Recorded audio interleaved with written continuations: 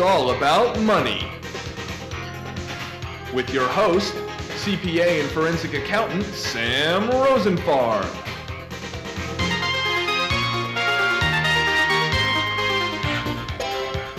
You're watching It's All About Money. Nobody knows more about money than accountants. Hi, I'm Sam Rosenfarb. I'm a forensic accountant. I've been an accountant for over 30 years. I can tell you from firsthand experience that everybody, in some way, on a daily basis, is motivated by money. As a forensic accountant, I've been involved in hundreds of lawsuits. It's my job to determine how much money should be recovered by a plaintiff. Sometimes someone has a potential claim, that is, they have the legal grounds to start a lawsuit, but they don't because they're unaware. They don't know that the law allows them to sue. This show is all about educating you, teaching you about the financial aspects of money and how you can spend, invest, control, and maintain money and its place in your life. In this episode of It's All About Money, you'll learn about your potential lawsuits, your rights. Listen to two of New Jersey's foremost experts on lawsuits and litigation. Learn if you have a claim, what you should do, and what to expect. With me tonight is Mitchell Seidman. He's a partner in the Roseland, New Jersey law firm of Raven, Saracen, Cook, Baumgarten, Fish, and Rosen. He has developed and expanded an expertise in commercial litigation, personal injury, wrongful termination, discrimination, and sex harassment litigation. He's recognized by judges and his colleagues as a seasoned professional whose strong skills produce positive results. Also with us tonight is David Mazie. Mr. Mazie is a partner at the Livingston, New Jersey law firm of Nagel, Rice, and Dreyfus. He's a certified civil trial attorney, a member of the Essex County Bar and the New Jersey Bar Association, the American Bar Association, the Association of Trial Lawyers of America, and special counsel to the New Jersey Commission of Insurance. David, how does somebody start a lawsuit in New Jersey? Well, unfortunately, when someone's ready to start a lawsuit, something unfortunate usually has happened to them. When they realize that they may have a claim, they come to a lawyer and they sit down and we talk about it, whether or not there may be a claim there. At that point, we usually get into a situation where if we take the case, we investigate it and determine whether or not there's something there viable. You and Mitchell know each other a long time. Mitch, how did you meet David? David and I met from working a series of cases together where we were representing competing creditors chasing debtors. In some cases, there were fraud, which makes for some very interesting stories that we have. So you represent competing creditors, yet you became friends? We did, because we developed, I think, a mutual respect for one another, the way we handled the cases, the way we were able to get along professionally. And one of the things that I think we both did, which is very important that David mentioned, is that we investigated what we were doing before we went to court and did it. How do you investigate a lawsuit? What do you do? Well, you have certain rights as a lawyer. Once you file a lawsuit, you can ask for documents. You can take statements of witnesses, which are called depositions.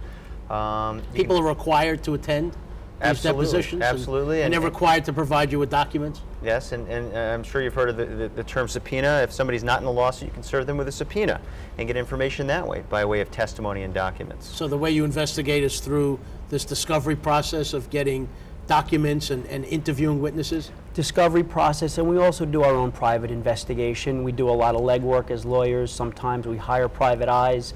We hire forensic accountants to do some of the financial legwork for us. And so you can do your own private investigation outside of court, but where you cannot get the cooperation that you need, one of the beauties of our system is that the rules are designed to allow you to get the information that you need so that you can proceed in an orderly fashion. Sometimes you don't know whether you have a good lawsuit till you go through some of this discovery process, right? Absolutely, and sometimes you need the lawyer to take a chance. And one of the cases that Mitch and I had, we represented two gentlemen that were essentially mauled by a 120-pound Rottweiler. A dog? A dog. And both of our clients... Rottweiler, half gorilla, half dog. Half gorilla. This dog was more than half gorilla, let me tell you. And the thing about it is, at the time we filed the suits, we knew we had cases, we knew we had dog bite cases, but we didn't, and we knew some of the injuries were serious, but we did not at the time know the extent of the misrepresentations that had been made to our clients. And it was when we discovered that through the investigatory process that the case really... But what happened in this case? Well, my client owned a guard dog company in Newark, and he was contacted by representatives. You mean a company that sells guard dogs or trains guard dogs? It's tough to say guard dogs, right? Actually leases out guard dogs to different companies. You come to them and they'll give you a guard dog to protect your junkyard or your auto dealership. He leases it out for a month or 2 months on a short-term basis? Exactly, and he's got 50 or 100 guard dogs. He does, and he's leasing them out like equipment. Lease your guard dog here. My client was an independent contractor who had been hired on a per diem basis to build dog houses and do some other work. And on a particular day in question, he was in the warehouse picking up some tools and some wood, and he turns around and there's this 120-pound Rottweiler coming at him. And this is a Rottweiler at the premises of your client, who leases these dogs. And his client had gotten the dog from a prison in Pennsylvania, which had trained the dog improperly, as it turns out, but had trained the dog to be a guard dog, so the dog knew how to attack. And he came after my client like a locomotive. Your client was a male? My client was a young male, strong male? Very strong. In fact, if he wasn't as strong as he was, he probably wouldn't be alive today. The dog might have killed him? The dog definitely would have killed him, because the dog latched onto my client's arm and would not let go. And my client pulled his arm, couldn't get out, tried to push the arm into the mouth and couldn't get it out. He backs the dog up into a corner, gets the dog up on his hind legs, pushes his arm in the mouth further to try to get him to loosen the jaws. Still wouldn't work.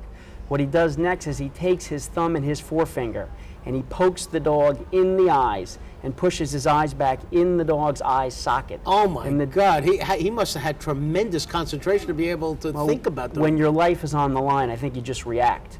But even that did not get the dog to release his bite. Even though he poked the dog's eyes out? Poked the dog in the eyes, had him backed up on his hind legs in the corner. Finally, he touches his fingers together inside the dog's head and touches a membrane or a nerve behind the eyes, and that gets the dog to release his bite. And by the eye sockets... This is Robo-Dog. That's exactly how we described it to the jury. Right. But he drags the dog back into the kennel by his eye sockets, and of course his arm is seriously maimed by this point. But he gets the dog into the kennel, locks him up? Gets the dog into the kennel, locks him up, and then goes and calls for help. And of course there's blood all over the place, his clothes, the warehouse. And he really was very lucky to survive. He's a very large man. He's well over 200 pounds, 250, very strong. He had a background in carpentry, so he'd done a lot of heavy work during his life. But for his strength, he really would not have gotten out of there. It's just incredible that he was able to survive this attack. It really was. And he went to the hospital after he got the dog back in the pen? He went to the hospital, and when you talk about it's all about money, the funny thing about my client is that at first, he didn't even know that he had a claim. He didn't realize. He'd never been involved with the law before. He'd never been involved with the legal system before. And he just assumed it was bad luck that he got bit by a dog. Bad luck, but he liked dogs. At least up until that point, he liked dogs. Right. But it was when he started talking to his friend, who was David's client, that he realized his friend's the guy that hired him to build these dog houses, which is what caused him to get maimed. Right. But there's a story behind how his client finally gets the dog off also. David, what happened to your client? My client has the unfortunate task of taking the dog, or attempting to take the dog, to the ASPCA to have the dog either killed or what have you. Because after he finds out that his friend's been maimed by this dog. That's correct, and they were best friends, actually. As my client goes in to take the dog out, and he's taking the dog out with what's called a kennel pole. It's a pole that keeps the dog like 6 or 7 feet away from you with a noose at the end. It looks like a fish net with no net, just a noose. Exactly. Right. Dog barrels through the kennel door and attacks my client when he's by himself in a warehouse, and immediately begins to rip at his tricep muscle and rips out 2/3 of his tricep muscle. The dog got loose of this kennel noose? It barreled through. This dog is not of this earth, or wasn't of this earth, and latches onto my client's tricep muscle and basically rips out 2/3 of his muscle. My client at the time had a gun. He was licensed to carry a gun. And this is after the dog's eyes were pierced by his friend's thumb and forefinger. Exactly, and my client tries to get the dog off his arm and does the same thing, sticks his 2 fingers in, and the dog won't let go, and eventually I guess it learned from the first time. He's able to wrestle the dog to the point where he chokes it, and the dog suffocates, lets go for a second, he gets the gun out, but is unable, because he's missing 2/3 of his tricep, to shoot the dog. The dog then latches onto his leg. He switches hands, and at that point shoots the dog 3 times before the dog even lets go. And I think he chased and shot it a fourth time, and the dog was stunned and didn't die until he was shot in the head the next day. Oh my God! What was he shooting this dog with? If 20, the dog I believe it's 22.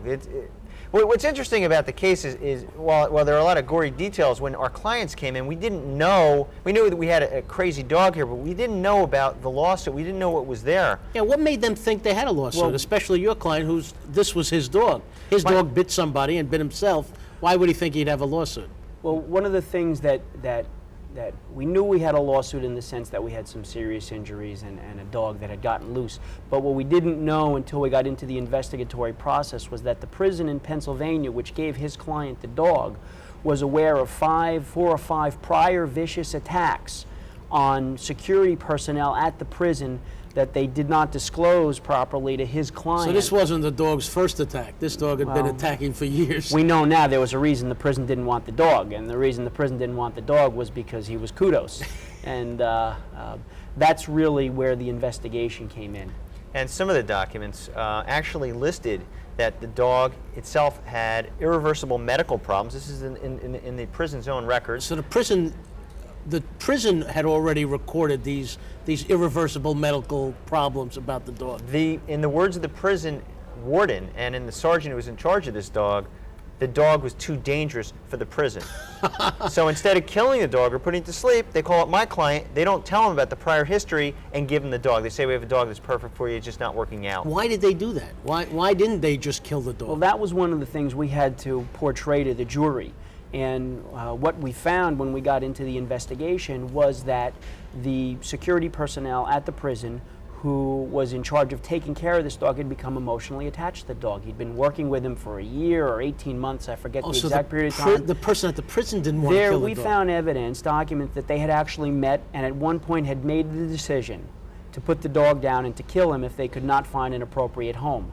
And so despite knowing that this dog was a liability, and despite knowing that he was a danger, they chose to try to find another home for him. And unfortunately for our clients, David's client was the other home. Well, David, this case went to a jury trial, yes, right? Yes, it did. So the prison resisted this lawsuit. They didn't just cave in and said, "You're right. We should have known that this dog was vicious. We should have put this dog to sleep, and we shouldn't have given this dog to your client." What was their defense? Their defense, for the most part, was, we told you we're getting a dog. We told you about one of the attacks, and it does turn out that when they gave the dog over, they showed a nick that was on the handler's, his prior handler's hand. That's not much of an attack. That's no, different than biting off two-thirds of a bicep. In their words, the dog was a killing machine, and they claimed that we knew it was a killing machine, but there was no evidence of that. Well, I guess if you're buying a guard dog, did they pay the prison for this dog?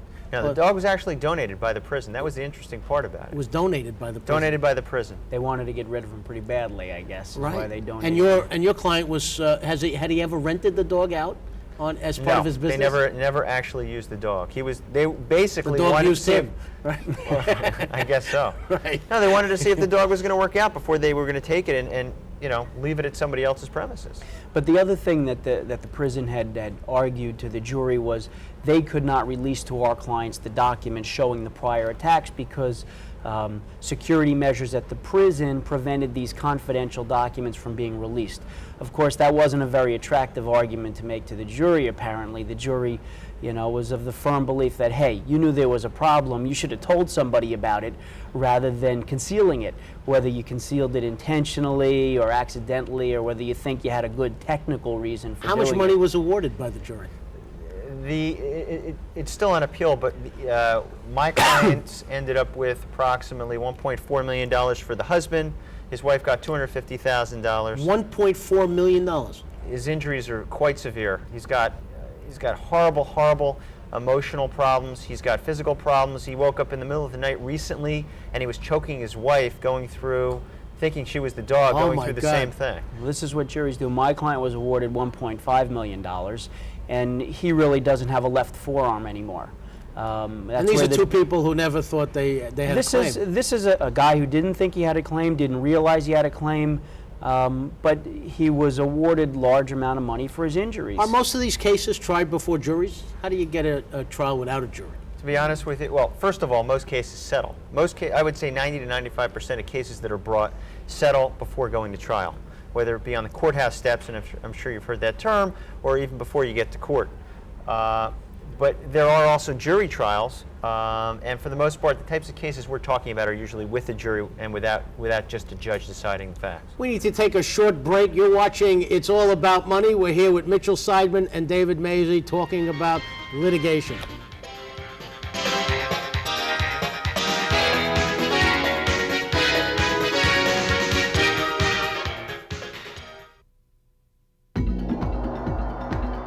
I'm Javed Mashkuri. I joined the Peace Corps because it gave me an opportunity to do something worthwhile in a place that was much different than the place that I grew up and knew. When I got to Mali, it blew me away. My job was to train local masons and well diggers to construct safe drinking water wells. The Peace Corps showed me what happens when you don't have access to health care. We were providing clean water, which to everyone there is health. And we try to do the same thing here by just providing health care. Compassion, perspective, a sense of adventure. Each and every day, those three things help me get through the day and make me a better doc.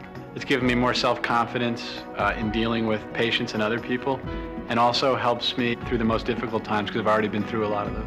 I'd recommend the Peace Corps to anyone that was thinking about any job. It'll help them excel and be better at whatever they do. I think in Peace Corps you learn the value of service. You're going to want to be in that position to give service back. Peace Corps volunteers, changing the world, changing America.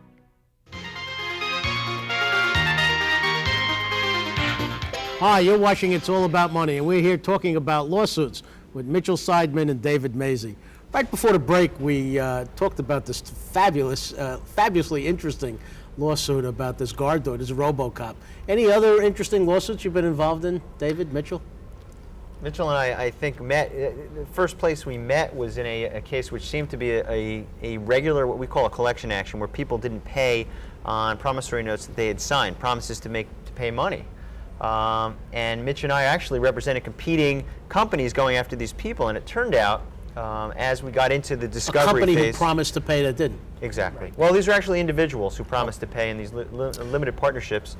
And as the case went on, we learned that it was a big scam. There was a guy who was already a convicted felon. He was spending his weekends in jail, and during the week he was out there defrauding our clients. What was he spending his weekends in jail for? He had already defrauded people on white-collar crime before. So he was a con man, convicted of being a con man. Exactly. And his conviction included a weekend sentence. He wasn't there during the week. Exactly. And what he did Well, they didn't want to put him in jail during his work week. Of course not. They he had to go out and away. defraud other people to make a living.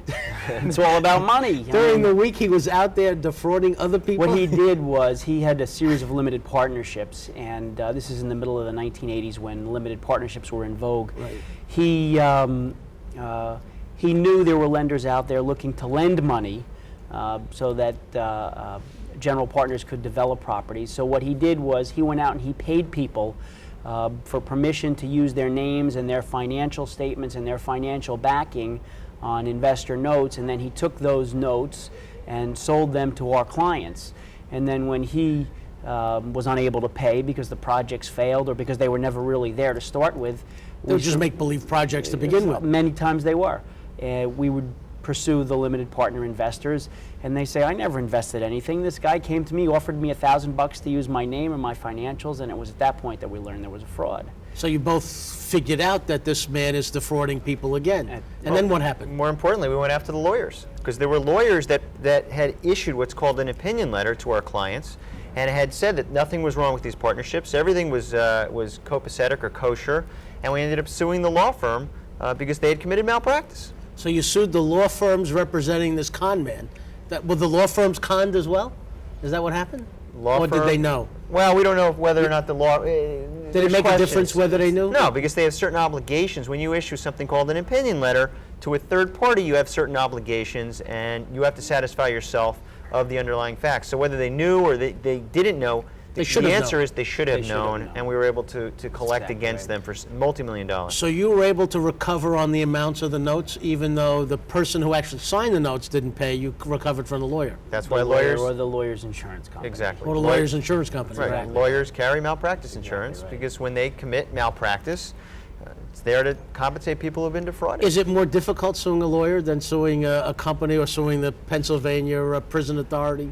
Well, there are more things you have to look out for. There may be more things you have to prove or different types of proofs, but your right to sue and your ability to pursue your rights is the same. Does it cost a lot to start a lawsuit? No, it depends on the type of case that you have. If you have a contingent case, there's two types. What's a contingency case? Contingency case is normally personal injury cases are taken on a contingency. Someone will come in the door and they'll say, I think I have a claim. I was hit by a car. The dog bite case, that type of thing. And you take the case on what's called a contingency. And if the people collect, if you get a judgment or a settlement, the firm will get a percentage of the law firm will recovery. get a percentage. Exactly. So it doesn't cost the plaintiffs anything unless there is a recovery? That's exactly correct. right. And usually the expenses are fronted or carried by the law firm. And what are the pros and cons of a contingency case? Well, there are different pros and cons. One of the pros is that the client does not have to go out of pocket. The lawyer Client puts up doesn't all the pay any money, expenses. doesn't spend Client nothing. doesn't pay anything, doesn't spend anything unless there's a recovery, in which case the lawyer takes his expenses and his fees out of the recovery. That's one of the pros. One of the cons is if you get a big recovery, like we got the big jury verdict in the dog case. If you received a $3 million verdict, that could be a substantial fee. Well, it is a substantial fee. A one-third or some percentage is a lot more than the number of hours we would have to put into a case like that. Although we put in a lot of hours, how many, 50,000 hours, $50,000 worth of hours, $10,000 worth of hours, $100,000 worth of hours, still a lot less than a third or 30 or 28% of $1.5 million. So that's one of the cons. And it also sends a message, I guess, to the clients. When you're willing to take the case on a contingency basis, tells them they have a very strong claim. That's why the cases that we take on a contingency, we make sure that we're going to recover. And it's also one of the reasons we make sure we disclose to the clients that they have the option of retaining us on an hourly basis. And it's really their choice. And many will choose the contingent fee anyway because either they can't afford the hourly basis or they don't want to assume the risk. And do most lawyers allow the clients to choose between a contingency fee or an hourly rate? Well, you actually have to do that. You have to offer the hourly rates. Unfortunately, many lawyers charge, $200-300 an hour, and most people can't afford that. That's right. Especially when you get into these disputes which are not large commercial matters. You could get into disputes between ordinary citizens. I mean, we've had situations where husband and wife are going through a divorce, young couple, and the one's going to keep the townhouse and the other one isn't, so they're both on the mortgage. So the one says, okay, I'll keep the townhouse, you move out, I'll indemnify you on the mortgage. And then the wife moves out, the husband keeps the townhouse, indemnifies her on the mortgage, and then files for bankruptcy. And she's stuck on the mortgage if she's not careful by herself. And you get situations like this, and many times if people get a bankruptcy notice in the mail, they don't pay attention to it. They don't go talk to a bankruptcy lawyer. They figure, oh boy, he's bankrupt, that's it, when that's not necessarily the case. What options do they have? Well, in a situation like that, the wife would have an option of suing the husband in bankruptcy court to have the debt declared non-dischargeable, which means it would stay with the husband beyond the bankruptcy and would survive the bankruptcy. So even though he declared bankruptcy, the judge can say that this is not dischargeable? That's correct. And not forgive the debt? Absolutely. And then he's saddled with it until he pays it off. What should the consumer look for in looking for an attorney? They should look for somebody who's aggressive, somebody that's going to be responsive to them. I mean, quite often people come to me and they say, I have a lawyer, I've lived with him for a year or two, I'm unhappy with him, can I change lawyers? What are some of the reasons they're unhappy? Well, they'll call 5 times and the lawyer won't call them back. Is that common? Well, it can be. Not in my practice. Well, is that common in terms of complaints that you've heard? All the time. They'll have, or they'll call and they'll have a paralegal or another attorney call them back if they actually do call them back. That's why it's important that your lawyer call you back, within a couple hours, or take your call when you call. If you have a lawsuit and it's something that's so important to you, and it should be important to you, you should have a lawyer that's responsive to you and that knows what's going on and that's aggressive. And it typically is very important to the client because, yes, there's money involved in it, but it takes a lot of strength to go through a lawsuit for a client. It can be emotional. It can be draining. They've got to do a lot of the work on the case with the lawyer. If you're not doing work on your case, then chances are the lawyer's not doing the work on the case either. And I think David's right. The 2 biggest complaints we hear from people who come in who already have lawyers is the lawyer is not responsive and the lawyer is not aggressive. Therefore, I don't know what's going on. Do you think lawsuits have gone too far? You know, we've all heard about the McDonald's case where the little old lady buys a cup of coffee and then spills it and says, "Oh, gee, I didn't know it was hot. I didn't know it was going to burn me." Well, for every one of those, there's 10 lawsuits where people don't get what they deserve. I think the system works. I think that people that roll the dice and have juries call it, obviously you never know what's going to happen. But I think that this system that we have is as good a system as we can get. But nobody publicizes if someone is seriously injured and they only get they get what's due them, or they get less than what's due them. All you hear about are these outlandish verdicts once in a blue moon. And there are so many that also don't get brought or can't be brought because of the economics, because of the money. You don't know how many people call me now because they've been fired or mistreated on the job, and they feel it's because of discrimination or they're being retaliated against. And they're right. But what happens is they're able to go out and find another job, and therefore they've mitigated their damages, and there's not enough money in the case to justify suing. Do you think it would cut down on some of the lawsuits if the loser were to pay the fees for both sides? I don't know if that's really I mean, there are some fee shifting situations, such as actually Mitch is talking about when people are discriminated against. There's certain statutes that provide for fees to be paid by the losing party. But I don't know if it would work that way, because I think people would then be dissuaded from bringing lawsuits if they knew they were taking a risk like that. I think that it would just be too much of a penalty. It's not just that. One of the things I'm finding more and more is that the people who are coming to us and who really want to pursue their cases, it's partly money, but it's partly their rights. It's partly they feel very strongly about their positions and they're ready to go full steam ahead with their cases, so that the fees, or if the loser had to pay the fee, is not the only issue. And there's also built-in safeties, such as frivolous lawsuit statutes. If you brought a frivolous lawsuit, you're going to be punished. You're going to have sanctions against you, and you will have attorney's fees awarded against you, and that's up to the court to do. If you want information on lawsuits or learn more about your money, call me or write to me, Sam Rosenfarb, 75 Livingston Avenue, Roseland, New Jersey, 07068, or call me at area code 973-535-1300. Thank you for viewing It's All About Money. Mitchell, it was great. Thank you very much.